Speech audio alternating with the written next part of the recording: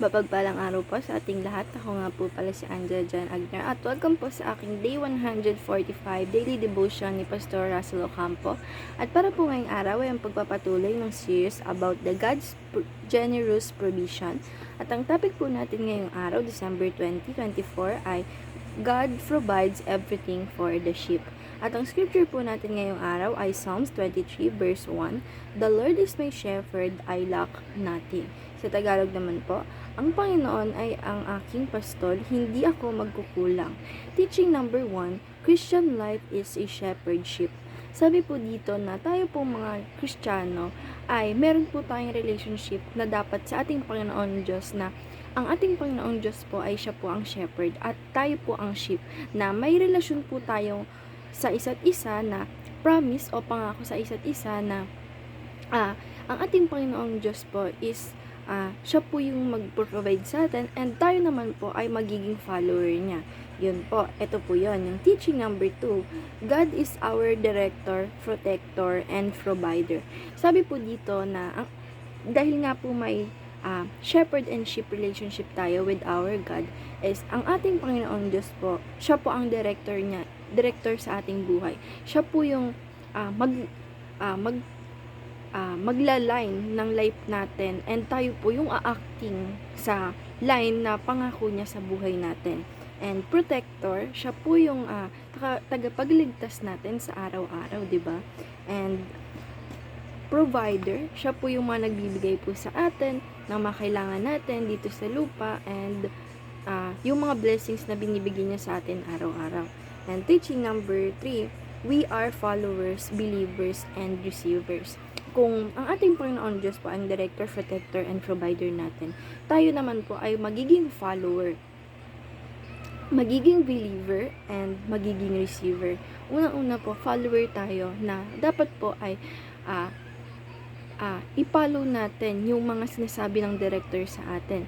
I-follow natin yung mga kagustuhan niya sa life na meron tayo dahil ito po yung ikakaganda ng buhay natin. Kasi nga po ang ating Panginoong Diyos po ang siyang director natin.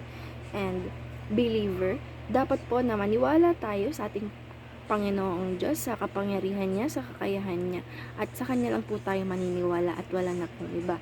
And teaching number and receiver, ito naman po yung nagpo-provide siya sa atin and tayo naman po yung nagre-receive ng mga pinoprovide niya po sa atin sa araw-araw. And application number 1, honor our covenant with God.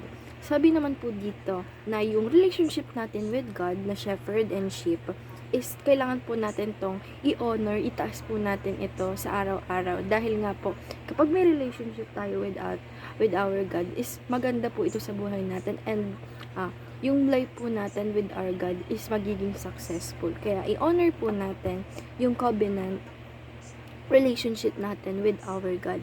And application number 2, find security in the presence of God.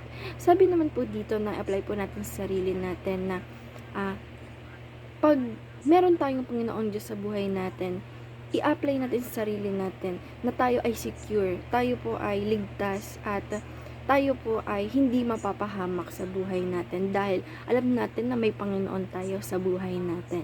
And application number 3, experience God's goodness and mercy. Sabi naman po dito na apply po natin sa sarili natin na dapat ma-experience natin yung kabutihan ng ating Panginoong Diyos sa buhay na meron tayo.